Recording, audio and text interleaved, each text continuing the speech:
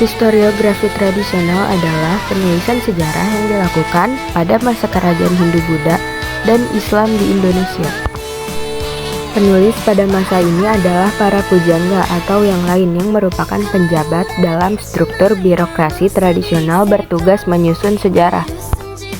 Adapun contoh-contoh historiografi tradisional, yaitu sejarah Melayu, hikayat Raja-Raja Pasai, hikayat Aceh, babat Tanah Jawi, babat Pajajaran, babat Majapahit, babat Kartasura, dan masih banyak lagi.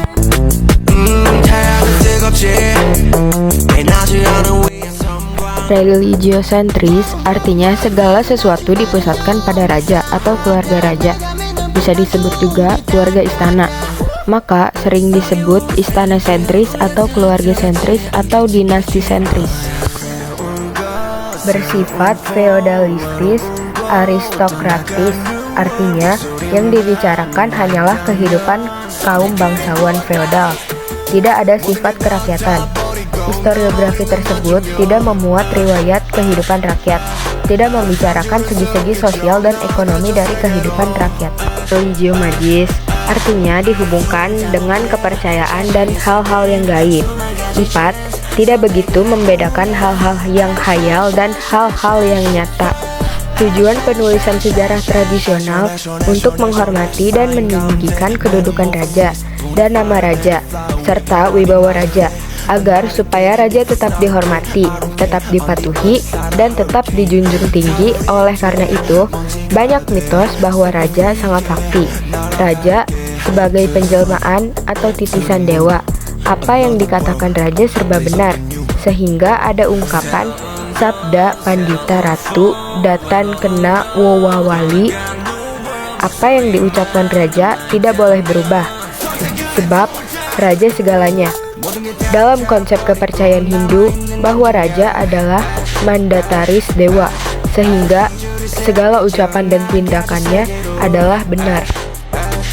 Bersifat regiosentris kedaerahan, maka historiografi tradisional banyak dipengaruhi daerah, misalnya oleh cerita-cerita gaib atau cerita-cerita dewa di daerah tersebut. 7.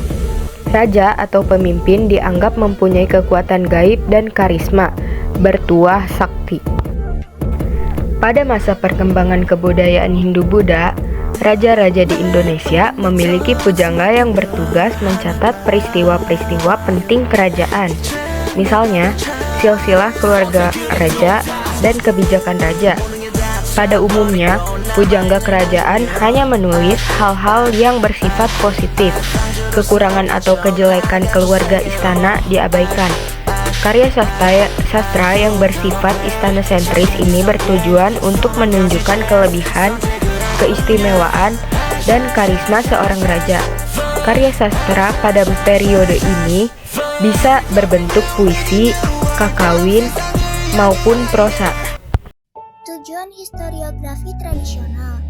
Tujuan historiografi tradisional adalah untuk melegitimasi kekuasaan raja, merekam kehidupan dinasti, dan mewariskannya kepada generasi berikut.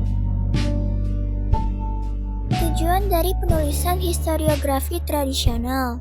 Penulisan sejarah tradisional atau historiografi tradisional sudah dimulai sejak zaman Hindu-Buddha sampai Islam berkembang di Indonesia. Pada masa ini, historiografi Indonesia diciptakan oleh para pujangga dan penyair dari kalangan kerajaan. Sifat historiografi tradisional.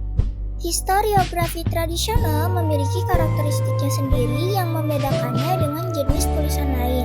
Selain itu, historiografi tradisional juga kerap ditulis secara subjektif untuk menyanjung-nyanjung kerajaan serta mempunyai unsur cerita mitos, legenda, hingga kekuatan magis.